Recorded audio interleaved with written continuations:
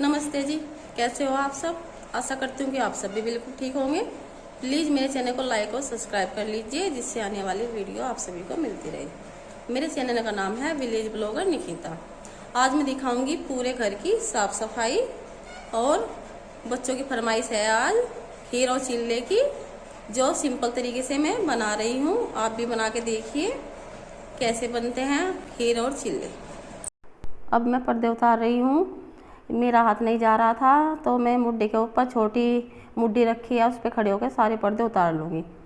मैंने होली पे पर्दे नहीं धोए थे, इसलिए मैं अब ये पर्दे धो रही हूँ।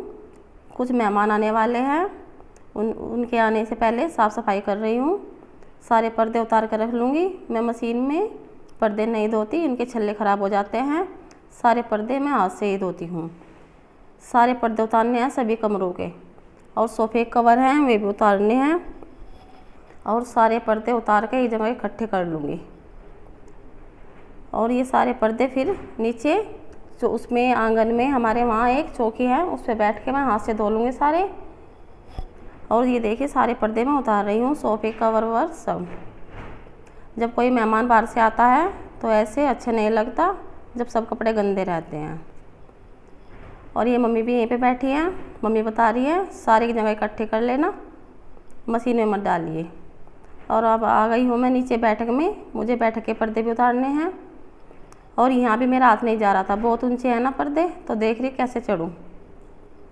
तो फिर कुर्सी पे हाथ नहीं गया, तो फिर मैंने मेज़ खिसकाई, मेज़ के ऊपर मुड्डे रखे, फिर उन पे खड़े होके तब मैंने सारे पर्दे उतारे। होली पे पर्दे इसलिए नहीं धोए क्योंकि फिर गंदे हो जाते, धूल चिपक जाती। गांव में धूल मिट्टी ज़्यादा होती है, और तूफान भी इतना ज़्यादा चल रहा है, धोते फिर दोबारा धोने पड़ते। ऐसे जल्दी जल्दी धोने से पर्दे ख़राब हो जाते हैं। फिर ऊपर वाले पर्दे छल्ले वाले हैं हमारे, जो नीचे के हैं वे हुक वाले हैं, उनके हुक निकालने पड़ते हैं। और ऐसे ही मैं सारे पर्दे उतार रही हूँ। और अब आ गई हूँ मैं ऊपर। पर्दे उतारने के बाद जो शीशे हैं उनकी साफ़ सफाई कर रही हूँ। सारे शीशों पे धूल और जो मक्खी बैठती है उनके निशान बन जाते हैं, तो सारे शीशे कपड़े से साफ़ कर लूँगी रगड़ के, फिर वे चमकने लगते हैं। और उधर मुझे एक छिपकली दिखाई दे गई पर्दे के पीछे से, पता नहीं कैसे आ गई वो खिड़की से अंदर। तो मुझे छिपकली बिल्कुल अच्छी नहीं लगती जब घर में छिपकली होती है। कहीं भी किसी सामान में गिर जाती है छिपकली तो फिर जहर छोड़ देती है वो। तो उसे भगाने की मैं पूरी कोशिश करी, पर वो परेशान बहुत ज़्यादा कर रही है, कभी इधर कूद रही कभी इधर कूद रही है। तो उसे मैं एक झाड़ू पे, इसे झाड़ू की मदद से बाहर फेंक दूँगी। बाहर सड़क है, वहाँ पे पहुँच जाएगी फिर। और ये छिपकली जब लाइट जलती है तो बाहर पास में ही खेत है, उस लाइट पे आ जाती है, फिर ये घर में घुसती है।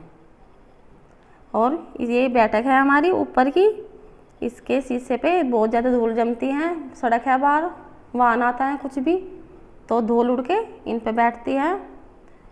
डेली ऐसे ही करना पड़ता है, पर फिर भी जब बाहर से मेहमान आते हैं तो सारी साफ़ सफाई अच्छी तरह करनी पड़ती है।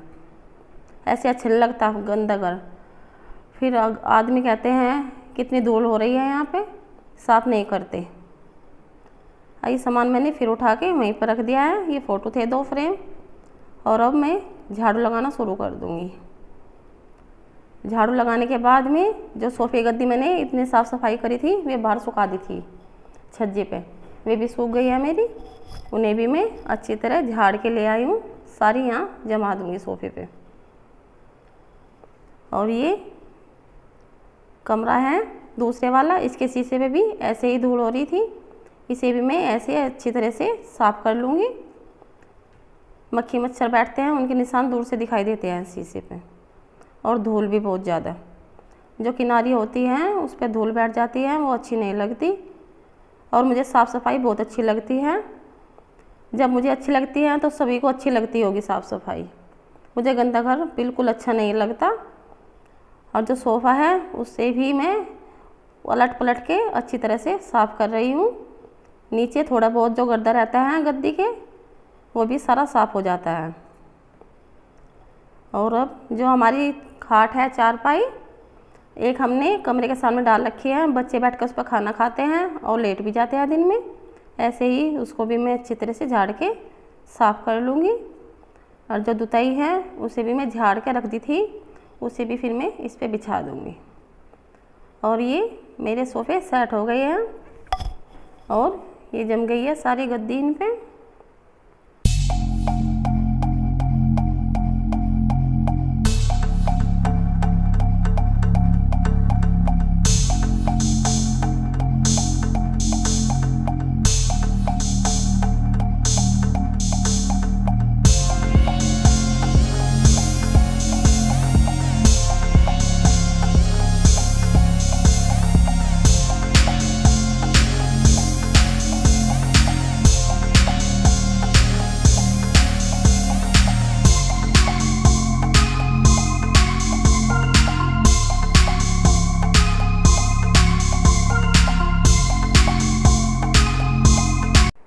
मैंने सोफ़े और मेज़ अपनी जगह पर लगा दिए हैं जहाँ रखे थे, और मूडी भी।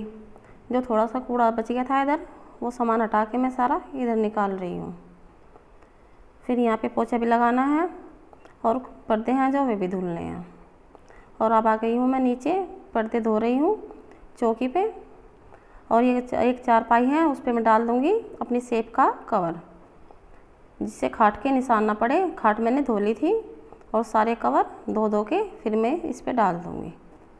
और पर्दे बहुत सारे हैं, ऐसे हाथ से कैसे डालती से पानी निकल जाएगा सारा, खाट से नीचे निकलता रहेगा पानी।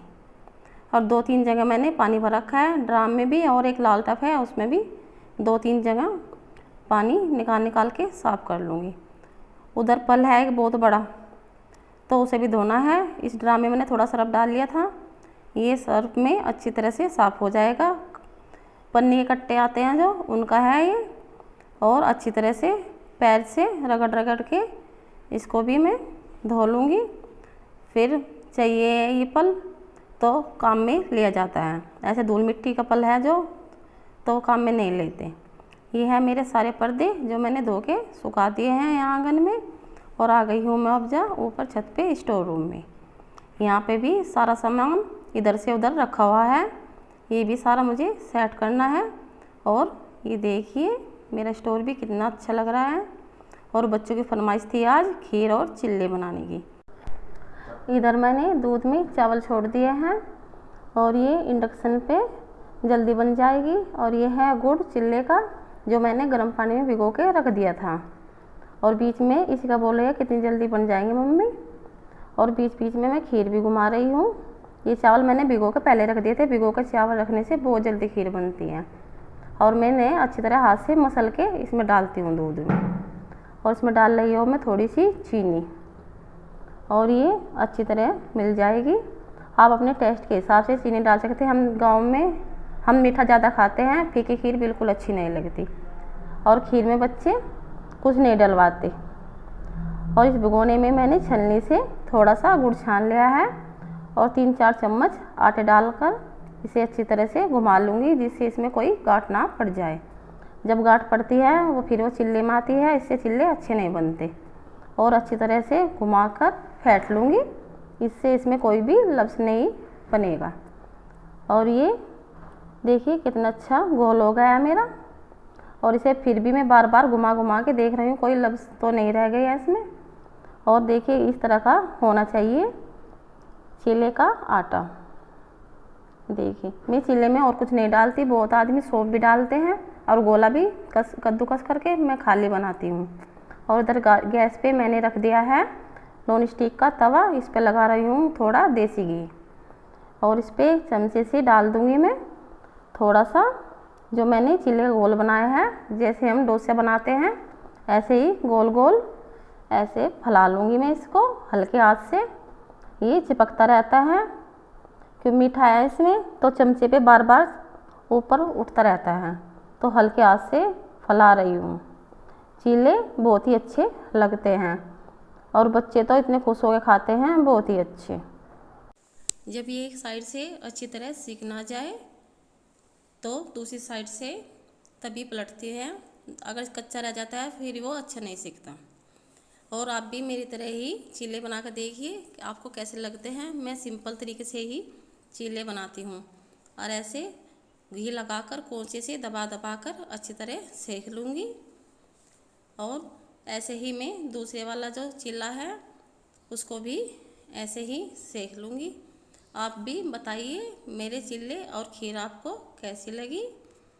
और बच्चे तो पूरे खुश हो रहे हैं और कह रहे हैं मम्मी हमारे लिए तो डेली ऐसे ही खीर और चिल्ले बना कर दिया करो। और जो अर्नव है ये तो बहुत खुश होकर मीठा खाता है और आरव भी इसी का थोड़ा मीठा कम खाती है। और मैं अर्नव से बार बार पूछ रही हूँ अर्नव बेटा आपको चिल्ले कैसे लगे, तो हाय हेलो करके और फ्लाई किस कर करके बता रहा है मम्मी बहुत अच्छे हैं और यम्मी भी हैं। और इतने खुश होके खा रहे हैं तीनों बहन भाई, बहुत ही खुश होके। आप बताओ कैसे बनने जल्दी।